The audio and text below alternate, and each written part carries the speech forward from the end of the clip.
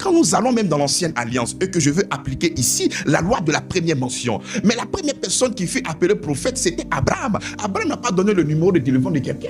Abraham n'est pas venu donner ce que tu allais manger hier. Donc lorsqu'on est prophète, c'est déjà la relation entre Dieu et toi. C'est d'apporter Dieu quelque part. Parce que Dieu cherchait quelqu'un à qui il allait passer afin de pouvoir annoncer son message d'amour et de grâce. Donc le prophète de cette nouvelle génération n'est pas comme autrefois. Déjà que je viens de t'expliquer la loi de la première mention qui montre que le prophète n'est pas celui-là qui est là pour voir comme un voyant. Parce que la première fois qu'ils ont nommé un prophète dans l'Ancien Testament, c'était Abraham, il n'était pas voyant. Donc il ne faudrait pas définir dans ton esprit, quand on dit prophète, c'est un voyant. Un prophète, c'est celui qui voit. Non, c'est après cela, après Abraham, plus tard, puisque le peuple de Dieu se détournait de la loi de Moïse, se détournait des ordonnances du Seigneur, et ils se sont livrés à plusieurs choses. Et Dieu a suscité des prophètes pour juger. Et oui, il y avait un jugement qui se faisait en fonction de leur comportement, en fonction de leur choix, en fonction de ce qu'ils faisaient. Donc à chaque fois,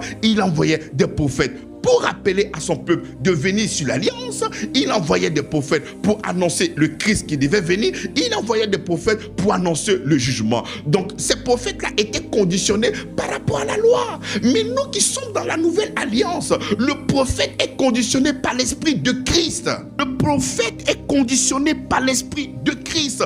Pas autre chose.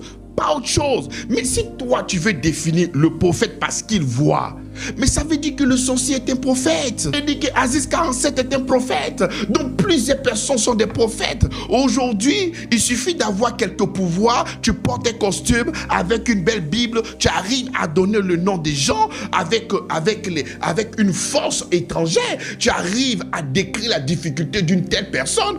On dit que tu es prophète, on te donne du crédit. Et tu commences à travailler. Donc la définition aujourd'hui pour nous qui sommes dans cette génération, le prophète c'est celui qui voit. Non, le prophète, non, il voit très très mal. Non, mais tu ne peux pas parler de voyance et faire l'affiliation tout de suite avec un prophète. Parce que la définition dans l'Ancien Testament du prophète, c'est pas d'abord celui qui voit. Non. C'est celui qui est en relation avec Dieu. C'est celui qui vient révéler le mystère de la parole de Dieu. C'est celui qui vient apporter la clarté de Dieu. Lorsque le Saint-Esprit est tombé sur l'apôtre Paul, quand il a commencé à lui expliquer des choses ineffables, ce n'était pas le numéro de téléphone, ce n'est pas ce que tu as mangé hier, ce n'était pas de révéler les ancêtres des colons, les ancêtres des Romains, non, c'était de révéler l'évangile de son Fils, puissance de Dieu pour le salut de quiconque, afin que nous puissions quitter les ténèbres à la lumière.